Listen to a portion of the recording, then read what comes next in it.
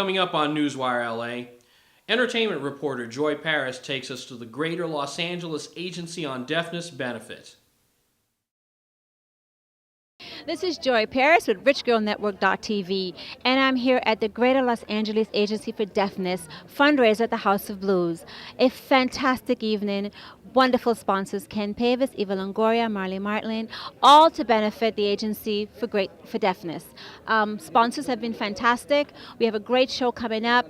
We have a gift bag full of wonderful things, and I am just really, really honored to be here, and I'm excited to have been part of this fantastic event. This is Joy Paris with RichGirlNetwork.tv.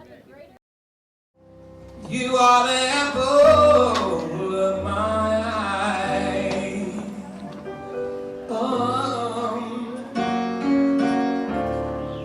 Forever you stay in my arms. Just one quick one. One question? Yes. Why is it so important to tell everybody why they should support this cause tonight? You know, I always think it's important to bring awareness to minority populations, whether you're female, whether you're black, whether you're Latino, or whether you're deaf. And so this is just another organization that needs a bigger platform.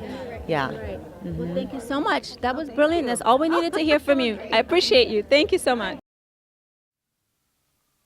Stay tuned for more news on this Westlake Signal station.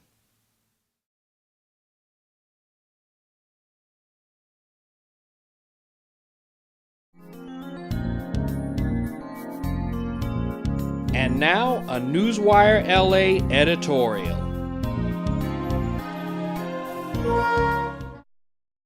Recently, KFI AM 640's afternoon duo of John Cobell and Ken Champeau made comments regarding the death of singer Whitney Houston. Those comments were considered tasteless, crass, and offensive by many who heard them, and many of those people were from the African American community. The outcry was so loud and so strong that program director Robin Bertolucci was forced to take some kind of action. First off, the duo were placed on an 8-broadcast-day suspension. During that time, station officials met with members of the community to find ways to diversify the voices heard on that station. Since that time, 2 new shows helmed by minority hosts have been added to the station's broadcast schedule, and sensitivity training has been ordered for all employees, especially those with on-air positions. The outcry eventually reached the chambers of the Los Angeles City Council. The council quickly moved and passed a symbolic resolution.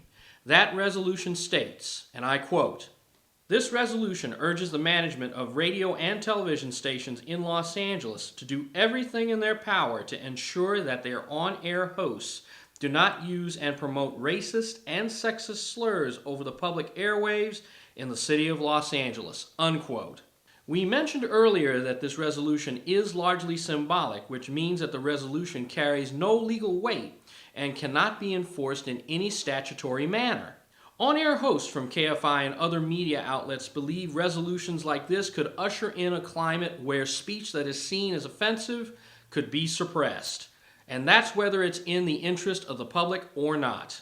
Every day we're bombarded with speech that we consider tasteless or even downright detestable. However, we have to apply the yelling fire in a crowded theater criteria to this and anything that relates to free speech. This concept was first spoken by Supreme Court Justice Oliver Wendell Holmes in 1919, and this was during the case of Schenck versus the United States. Using the criteria, we know that there is no absolute right to free speech, because there are always circumstances in which unregulated expression can create problematic or dangerous situations. The need for safeguarding the public against certain forms of speech creates exceptions that are not protected by the First Amendment. The court furthermore stated that language that creates a clear and present danger is not protected under the First Amendment. With that thought in mind, did the speech John and Ken used to describe the late Whitney Houston place anyone, anywhere, in a situation of clear and present danger? Absolutely not. Was the speech they used insensitive, crass, and tasteless? Absolutely. Their comments were offensive to those closest to Miss Houston. We're talking about her family, her friends, and her fans. To attempt to put the proverbial muzzle on media for this kind of speech, however, is short-sighted at best. KFI and other media organizations are owned by the companies that handle their daily operations. In this case, we're talking about the Clear Channel Communications Corporation. The lifeblood of all of these companies is advertising revenue. In the early days following the comments John and Ken made, those opposed struck squarely at the advertising base that buys KFI and the John and Ken show in particular. By KFI's own accounts, they lost over 20 advertisers during this period. Additionally, the duo of John and Ken are no longer featured on KTLA TV Channel 5, which had given them their own dedicated segment known as Driving at Home with John and Ken. As mentioned earlier, the duo were placed on an 8-day suspension and the station was put under pressure to diversify its broadcast lineup. On the weekend of April 7th and 8th, KFI unveiled 2 new shows in its broadcast lineup. The first show is hosted by Morris Kelly, better known as Mo Kelly. He is an African-American journalist and commentator for the BBC. The second show is hosted by longtime Los Angeles newsman David Cruz, a Latino. I am sure most activists are gratified that the City Council passed this particular motion.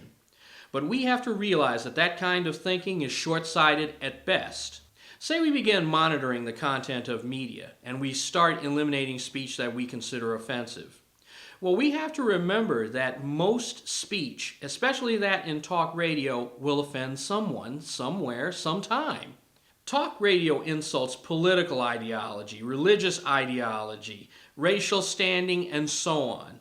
Before you know it, the airways will be nothing more than snow and background noise because no one will be out there because everyone's been removed due to having some kind of offensive content. Newswire L.A. believes the best way to effect change in a capitalist environment is to speak with your pocketbook, as many did with KFI AM 640 in particular. Also remember that if you're unhappy with the content you hear on radio, or if you're unhappy with what you see on television, you have the right to simply change the channel or the station, or even simply turn it off. In closing, nothing gets a media company's attention faster than the loss of ratings and advertising dollars. Keep that in mind the next time you see something you deem offensive on television or you hear it on radio. That's our position. What's yours? You can post written comments or a rebuttal video on our Newswire L.A. Facebook page. The best of those could be used in a future broadcast or rebuttal segment. You can also send us comments via our email system. Use this address, newswirela@gmail.com.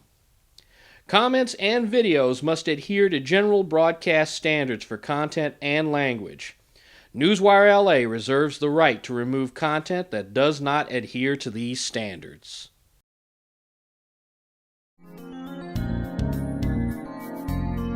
Thank you for joining us, and this concludes our broadcast day.